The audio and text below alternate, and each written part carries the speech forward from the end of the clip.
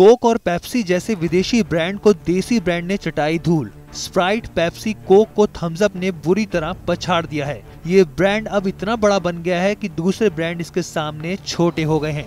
हालांकि मौजूदा वक्त में इसका मालिकाना हक कोका कोला के पास है, लेकिन शुरुआत में ये भारतीय कंपनी थी। भारत में कोल्ड ड्रिंक्स का मार्केट बहुत बड़ा है। मुख्यतः देखा जाए तो सॉफ्ट ड्रिंक्स बाजार में कई सारी कंपनियां हैं, लेकिन दो ही ब्रांड हैं, कोका कोला और पेप्सी को, जिसका बाजार में दबदबा है। इन दोनों कंपनियों के बीच जबरदस्त टक्कर देखने को मिलती रहती है, लेकिन इस बार देसी कंपनी ने कमाल कर दिया है। सॉफ्ट ड्रिंक्स के बाजार में पेप्सी को पछाड़कर थम्स अप ने नंबर 1 की पोजीशन हासिल कर ली है। अब 20% मार्केट पर थम्स अप का कब्जा हो चुका है। पिछले 10 सालों में ये अपने सबसे दमदार पोजीशन पर काबिज हो गई है। चलिए जानते हैं नीलसन IQ के जरिए कराए गए रिसर्च से क्या सामने आया है। कंपनी के आंकड़े बताते हैं कि देश में 4 सॉफ्ट ड्रिंक सबसे आगे हैं। इनमें थम्स अप, स्प्राइट और कोका कोला शामिल है। ये तीनों ही ड्रिंक कोका कोला कंपनी के ब्रांड है। इनके अलावा पेप्सिको का माउंटेन ड्यू भी टॉप 4 में शामिल है। जुलाई-अगस्त के दौरान भारत में कार्बोनेटेड सॉफ्ट ड्रिंक मार्केट में थम्स अप सबसे आगे रहा। बाजार में हिस्सेदारी के लिहाज से थम्स अप के बाद दूसरा नंबर आता है स्प्राइट का, इसके बाद माउंटेन ड्यू और फिर कोका कोला का।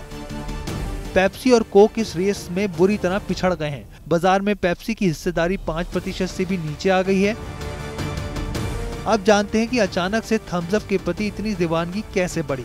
कोका कोला कंपनी में इंडिया और साउथ वेस्ट एशिया के लिए मार्केटिंग हेड और वाइस प्रेसिडेंट अर्नब रॉय के मुताबिक पिछले साल भर में थम्स अप की ग्रोथ में 10% से ज्यादा का इजाफा हुआ है। इसके पीछे कई वजह रही हैं। इसमें थम्स अप के एड सॉफ्ट ड्रिंक ही नहीं, बल्कि तूफान कैंपेन का भी बड़ा योगदान रहा है। इसकी पहचान एक दमदार और मर्दाना ब्रांड की है। बहरहाल थम्स अप इकलौता ऐसा ब्रांड है जिसने $1 अरब की बिक्री आंकड़ा पार किया है। दूसरे कार्बोनेटेड ड्रिंक्स के मुकाबले थम्स अप का टेस्ट भी दमदार बताया जाता है। विज्ञापन एजेंसियों के मुताबिक टेस्ट एंड थंडर और तूफानी जैसे टैगलाइन से भी थम्स अप को फायदा मिला है। आपको बता दें कि थम्स अप को 1977 में बाजार में लाया गया था।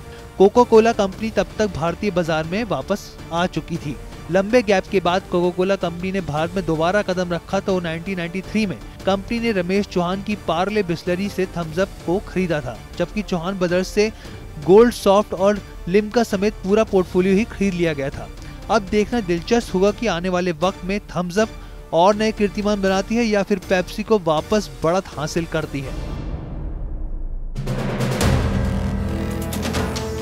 वीडियो पसंद आया तो हमें लाइक, कमेंट, शेयर और सब्सक्राइब जरूर करें।